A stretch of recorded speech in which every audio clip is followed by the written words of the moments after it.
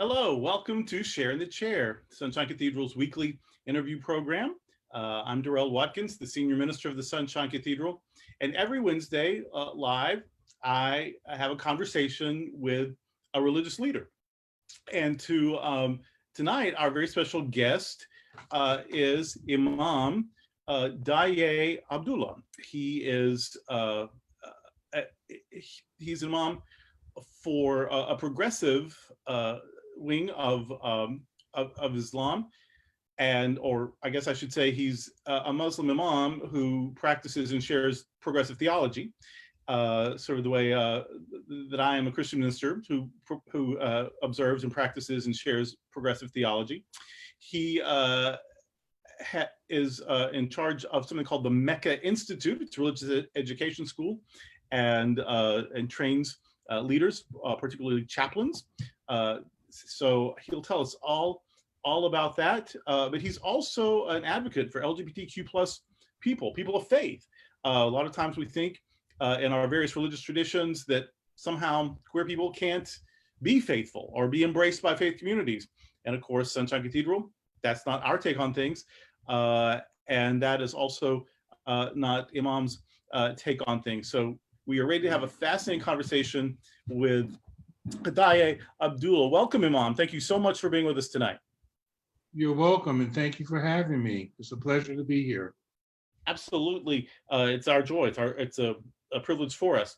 Well, let's just jump in. We have about a half hour, and so I want to ask you some questions and leave time for chasing some rabbits, because whenever we start talking about one thing, other things pop up that just need to be said. So I want to let's chase all the rabbits we can, but I've got these questions as jumping off points. And the first thing I want to deal with, maybe I should have buried this as second or third because it's kind of ugly, really. But about 4 years ago, there seemed to be, and it was stoked by politicians and leaders, but there seemed to be sort of a new gust of Islamophobia. It was used for political purposes, but it couldn't have been, of course, if it wasn't already there to some degree, right? So can you talk about that? Can you talk about Islamophobia in our country, where that comes from, what we can do about it, what you do about it, or anything you want to say about that? Maybe I'm even off the mark. Maybe there wasn't this big rise 4 years ago, but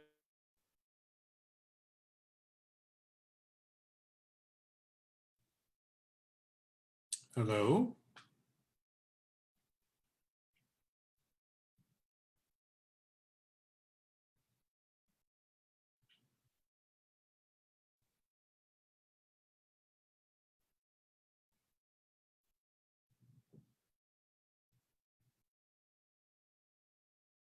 Hello?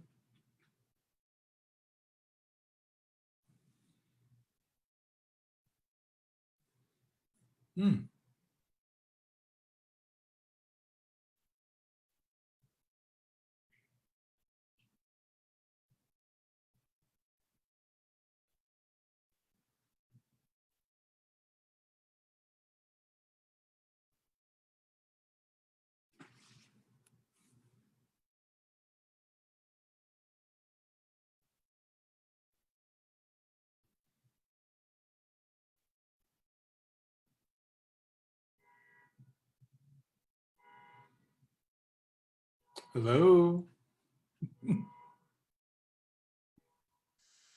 okay, I'm now seeing.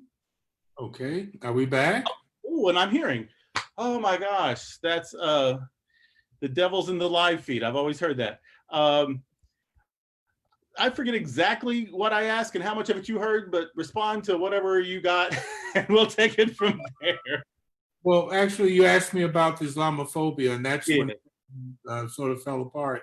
But coming back to that, I think that Islamophobia, though it was brought up by our 45th president as a way to use it in a political sense, I think that after 9/11, there's always been this on and off triggering in terms of Islamophobia. And so it was just another episode, as I see it, in the political process. But I think that in terms of what it did, it helps I think the overall foundation is that there are a lot of people who do not understand what Islam is, what being Muslim is. Mhm. And therefore, because of this lack of education, the people are easily swayed because of their lack of exposure to understanding what it is. So once people understand that it's one of the Abrahamic faiths, it's the youngest of them, that its tenets are very much similar to Christianity and Judaism, meaning that those tenets from them exist within Islam. Like, people don't know that Muslims revere uh, Prophet Isa or Jesus. We don't see him as a savior, but we see him as a prophet.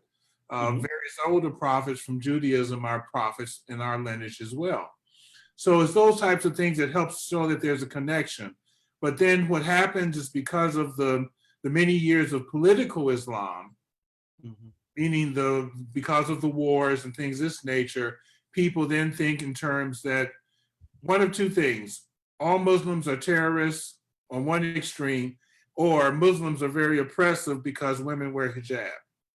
That's sort of the two extremes, Right. where they don't understand that Muslims are everywhere in the world, every country, from various backgrounds, and that people, as people become Christian or convert to being Jewish, that a person can do the same thing, and not always born into the faith. So those are the things that are there. But in America in particular, the way in which the Islamophobia has been used, I think people are not so easily swayed anymore unless they remain uneducated about it. And you have enough of the people, Giller and various other folks, who are fanning the flames, King, Representative King, things like that. But I think as time has gone on, fewer and fewer people fall for the line. I hope so. And therefore, it's not the same as it was 20 years ago. I certainly wouldn't want anything that people saw in the 700 Club. I would certainly not want them to think that had anything to do with what I call Christianity. And so, yeah, I know that people use whatever the religion is to advance their political aims, but that's really not it's not fair to judge by that. I mean, you can see that people are manipulating. People are using faith for political gain. But I will add one thing, though. There are enough Muslims who help carry that negative idea as well. So, oh yeah. Some of them, because of their lack of exposure, their understanding of things, particularly a lot of the immigrant groups, that many of them do bring with them some of the old country thoughts. Therefore, their behavior sometimes does put people off who are much more involved in the contemporary world that's much more open and secular. Yeah. Now, you were Baptist as a child, right? Your family was Christian, Protestant. How did you, and then you were abroad, and that's where you sort of found and fell in love with Islam. Can you tell us some of your story about how you came sort of from faith to faith? Well, at 8 years old, I was raised in the Southern Baptist Church, and at 8 years old, I was baptized. And at that point, I realized that faith was not following, it was not fulfilling me. So I talked to my parents, and my parents always said, you need a faith to hold on to something, because we as human beings have times when we need something to hold on to. So they allowed me to, growing up in Detroit, people from all over the world were there. And so I was exposed to a wide array of different faiths, including, like in elementary school, two of my friends, their father was Black American, but mother was Korean, because he had married her when he was living in Korea. And so I learned about Buddhism through that form. So I was exposed to a lot. Nothing came about until I was around in high school, got into metaphysics. Then after that, I studied some Buddhism. And then it wasn't until I had gone to China, actually I had a vision to study Chinese. I went to China to study, and it was there I got introduced to Islam. And the Islam I learned there was a much softer, kinder understanding of Islam. And several years later, after I finished my studies in China, I went to the Middle East to start Arabic language studies and also study Islam. And I saw the very difference, because Islam in the Middle East was very exclusionary, and the one in China was very inclusive. So I learned at that time it was a very big difference. And while I was in China, one of the young men in Taiwan, in Taipei, the mosque that was there is a Saudi mosque. The son of the imam had just come back from Saudi Arabia, sent back for the third time because he was caught having sex with the guys there in Saudi Arabia. And that was one of the things that I saw, how harshly they treated him. They sequestered him and abused him verbally as well as physically. And the only thing I was sorry I couldn't do was to let him know that I was also gay. There was no language that we shared. There was no way that I could get to him because he was watched all the time. Because I wanted to let him know I understand and I'm here and I know what you're going through. But later on, I went on, I continued my studies. And once I came back from living in the Middle East, I came back, finished my school, went to law school, and then wound up going back to the Middle East to work and study. And it was there that I did my real research on homosexuality within Islam and did an unpublished thesis that had a homosexual positive interpretation from the Quran. And I've used that as my foundation since the late 90s in terms of teaching and exposing that the words and the things that people have used is just that. It's not truthful to the Quranic text itself. I do wonder if cultures and regions and geography, how much that has to do with our various religious experiences. Sunshine Cathedral is historically a Christian church, but the reality of our makeup is rather is pluralistic, rather interreligious, because families want to worship together, and so if one is Jewish and one is Christian, or one is Muslim and one is Christian, and they just come and worship together. Yeah. And it seems that when gay Muslims from Saudi Arabia or Pakistan come, their stories are a little harsher than, say, gay Muslims from India. So far, my experience. And then you were saying China. So I'd never really considered that a lot of what we assume is religious may just be regional, maybe cultural, maybe secular, and religion is part of that, but it's not necessarily the teaching of the religion. Right. What it is that each particular culture, Islam like Christianity, when it goes into a particular culture, the culture filters out the things that it does not want to accept from the faith, and then it becomes a idealized formulation. The same thing with Islam. So if you go to Western Africa and then go to Southeast Asia, you're going to see lots of similarities and some differences as well. Yeah, differences are associated with the culture and how the culture accepted the faith. Well, you because of reforming movements like Reform Judaism, Reconstructionist Judaism, they've become sort of known as being gay friendly. What's called progressive Christianity, a lot of the mainline Protestant churches, they've become more and more welcoming and affirming and celebratory of gay and lesbian people and transgender and gender non-binary people. People may not know that also exists in Islam. You're the sort of the cheerleader of that and one of the voices for that. Can you talk about your progressive view of human sexuality, which is grounded in your scriptures, grounded in your tradition, in your spirituality, and yet just like a lot of people, they're like, how can you be gay and Christian, or how can you be a faithful Jew and Christian? Well, because I'm doing it. That's how. And then second of all, but can you speak to that? How have you found the Quran to be affirming of LGBTQ people? Well, first, let me just say that historically, over the last 100 years or so, a progressive foundation of Islam came about that was not set up in just religious frameworks, particularly those Muslims who wound up under the Russian government control. Those people still existed as Muslims, but they were not traditionalized and ritual, if you will. But in 1988, a gentleman by the name of Fazlur Rahman, who was a professor at the University of Chicago, actually talked about the renovation or the renewal and reformation that had been part of Islam. About every 100 to 200 years, this has been part of this process of development, because within Islam, they have a thing called Zaman wal Makan. Zaman meaning time and Makan place. So Islam for every time and place.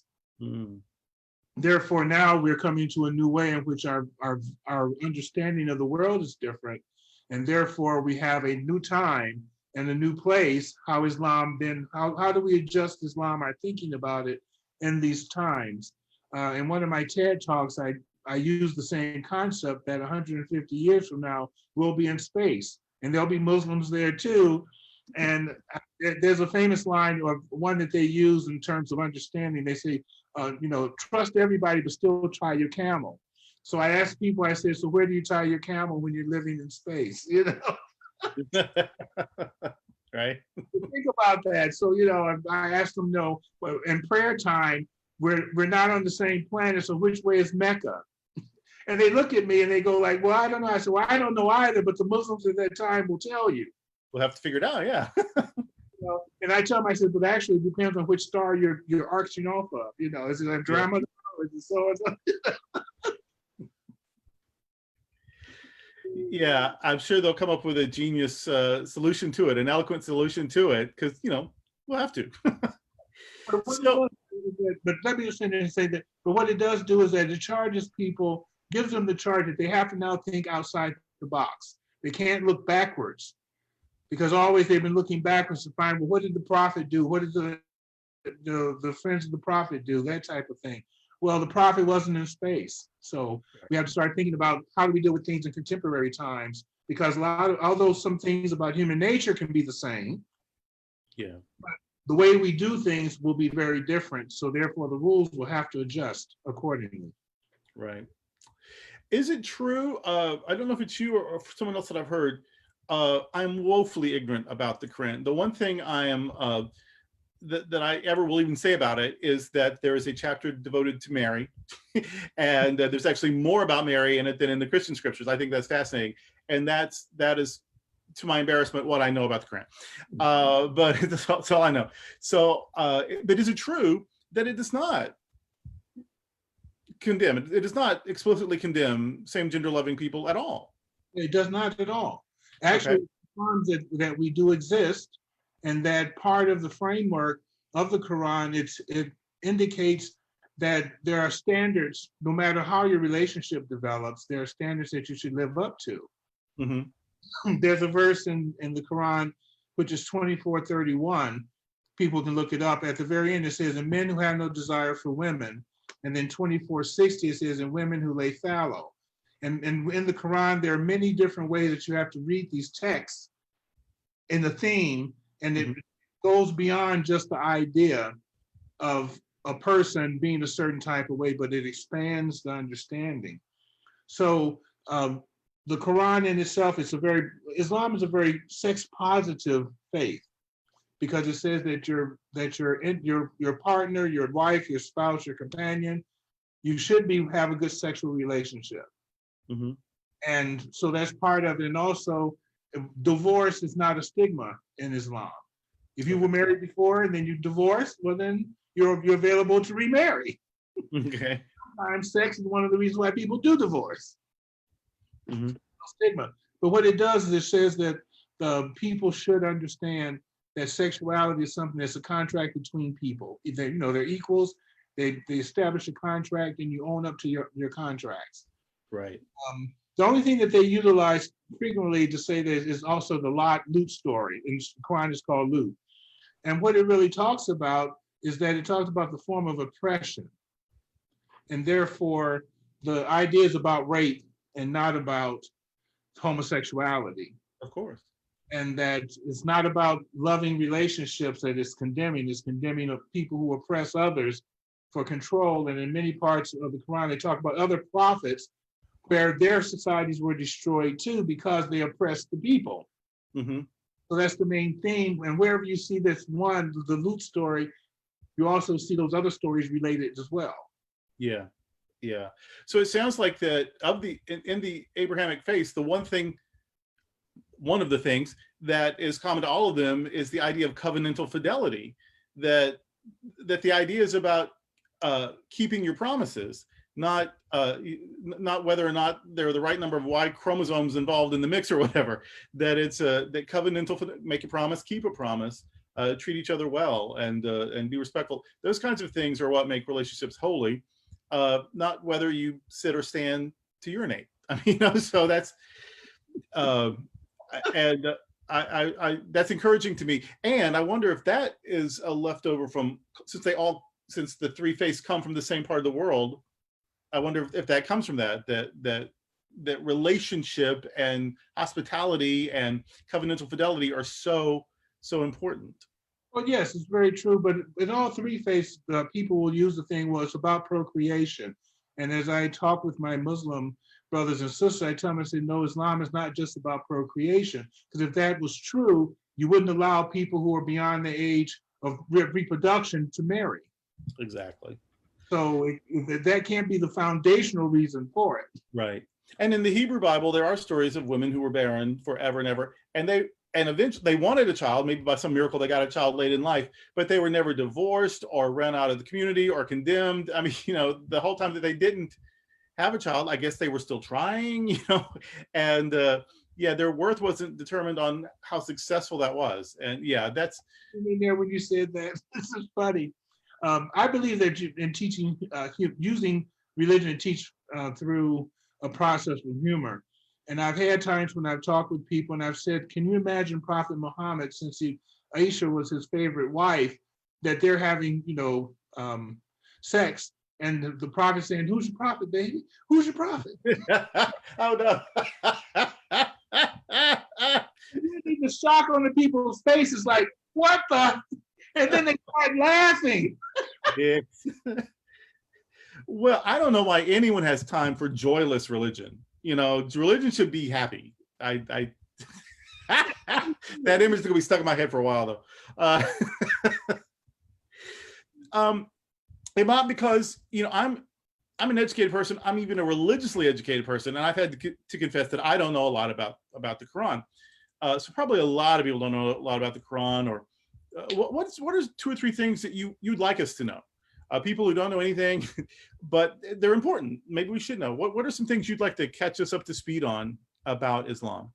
Well, Islam, the Quran clearly states in several places that our Creator created us in a great diversity, and it says that I created you in different colors and tongues, meaning races and languages. But that's the exterior, and the Quran often talks about the interior, the internal aspect of who you are as a person. And the tongues relate to the tastes and styles, but also the colors relate to our individual temperaments. And when we're able to see that the diversity, we have a shackle, the outside appearance, we have an internal aspect, our fitra, how we work as an individual, as a being. And when you connect all those pieces together, that's how I can say 8 billion people can be uniquely different, just like our fingerprints. And that to me makes me go, God is the greatest. Mm-hmm. So this is something that the Quran challenges you to think through the process, so that you come to understand that there are signs and examples for you to know that there are symbols in which lets you know that the what you think is the end of the box, that it's even bigger than that. And so that's the main thing which I found from the Quran. And when I first read the Quran, there was a certain way that they read it, do Ramadan, you know, front to back. And I learned that there was a way to read it chronologically, the way that the revelations came down. And I did it that way, and it blew off the back of my head. I had to like find the pieces, but I've been able to think about Islam so much broadly than ever before, and continue to find depth and breadth in it. And so I just, you know, so I think that that's the same, because I've talked to others, you know, Christians and Jews as well, that who have also had that moment of awareness. Yeah.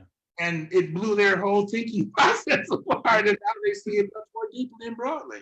Yes. Well, you're a religious scholar, and what I have noticed is that other religious scholars tend to agree with you about a lot of these things. What does that say about like? That's a frustration for me, even in my faith tradition, is that so much of the really good, liberating, fun, joyous, life-giving stuff are almost academic secrets that the scholars, they get to play with the text, so they know all these things, but in the pews, people are still hanging on to very old ideas and prejudices and, whatever. And, is that just universal? Are the academics, which doesn't seem to be the point of religion. I mean, religion's supposed to be for everybody, and yet all the really good news seems to be professional secrets a lot of the time. Well, it is, and part of it is because people are not interested to study more deeply, that they lose it. But as my mentor, Dr. Taha Jabalawani, who's now deceased, but he said, never teach people, you have to teach people to their level. And if they don't have much education, then you don't teach on the level of pontificating about this epistemology and things of this nature, but you teach them at that level. And as they grow, you help them see some of those basic rules as you go along. And I find that people will, over time, grow. Yeah, absolutely. And speaking of education, sorry? You feed them a little bit at a time. Yes. And since we're talking about education, you do have the Mecca Institute. It's a religious education program. It's online. Why don't tell us about it? It's a think tank. It's a think tank. Yes. And we have a school to go along with it. So we have programs. For example, we just did in December, we released a program on medical marijuana, because within Islam, many people say, well, drugs are wrong, and if it intoxicates you, then it's wrong, but that's not true. The history is that herbal treatments have always been permissible, and if you just get intoxicated from it, like you take a medication and it has some alcohol as a derivative, and you get intoxicated from it, the benefit from it is greater than intoxication, you can do it. So I did a thing in teaching that for people who have problems, both physical, psychological, and different types of pain, then they can utilize CBD oils, medical marijuana, and various other ways in which they can treat themselves. And the goal, if you should happen to, you take too much, because it's not exact science, and you get high, well, sit your behind down and rest. Don't be trying to drive a car or operate machinery or cook anything. But right. the benefit of it comes out of it that I had a lady contact me. I talked to her, and when after she talked to her doctor, got a prescription, she took the CBD oil and a medical marijuana treatment, and she said for the first time in 15 years she was without pain. Wow, that's great. So this is why I'm saying that sometimes sometimes people put these things and they make these rules without looking at how can we make our lives better, and that's what faith is about. If someone wanted to listen to a lecture of yours or take a course, how would they go about that? Well, we have a Mecca Institute YouTube channel now. Okay. So they're saying we just released, we have like 100 weeks of questions and answers on various things, and it's just started this week, the 15th. So you can go there, but you can also look us up at Mecca Institute, all one word, .org, and we have several different sub groups there. So if you want to look at LGBT information or about women or about youth and things of this nature, you can do that as well. MeccaInstitute.org, also Mecca Institute on YouTube. You mentioned women. Does Mecca Institute train women chaplains? Yes, we do. Yep. And is it true? Did I read this that you are the only out gay imam in the U.S. and one of just a handful in the world? That's correct. All right. Well, okay, we're at the bottom of our time. This has flown by, even with that 2-minute disconnect, whatever that was. But it's flown by, and my blood pressure recovered from that little technological hiccup. And so it's time for the questions. All these questions been just for you. The questions are always unique to our guests, except the last one. Everyone gets the same last question, and I'm just fascinated by all the answers. Once we hear like 1,000 answers, we're gonna figure out which one was really the one. But tonight, the one is yours. What happens when we die? Well, from my understanding of the concept is that our souls then develop into a new state, a new status, that we leave the physical state and we move into another dimension. That's how I understand it. and that dimension then will be based upon what our lives here has trained us to understand, and then we move on. Now, what that other stage is, I have no idea. And I think it's good to have that veil for us so that we can always have a sense of hope and a sense of aspiration that allows us to, as we die, that there's something more, and we yearn for it. I'm going. Let me ask you one more thing, because we're talking about this next realm or whatever. In the Hebrew Bible, Elijah is carried by a whirlwind into some cosmic arena. In the Christian New Testament, Jesus ascends into some sort of cosmic arena. In Roman Catholic tradition, Mary ascends, is assumed into heaven. And I know that in Islam, there's a story of the prophet riding a horse from the Temple Mount into this cosmic realm. Are these stories, do you think all those things happened, or is this some sort of a universal thing trying to help us rise to some level of consciousness? Well, I think that it's part of the fairy tale, the part of the folklore, because in ancient times, people learned through folklore, they learned through stories. And so these are ways in which you interested people in the understanding of that, what God is, what God can be. And so that's how I see that. So I don't see any harm in it for people to have these ideas or to think in those terms. I just think that we, in today's world, know that those were teaching tools, and we should accept them, that the fantasy of it is nice, but we're not fantastical anymore. You know, we have something to help us understand our world better. Absolutely. But it doesn't stop the wonder. It doesn't stop the miraculousness of the wonder and the awe. Exactly. Well, Imam, you have taught us. You have been an inspiring and fascinating and charming guest. Thank you so much for your time tonight. I know people are going to be checking you out on YouTube, and we'll be watching this video all throughout the week. So thanks again so much. All right. Thank you. Bless you.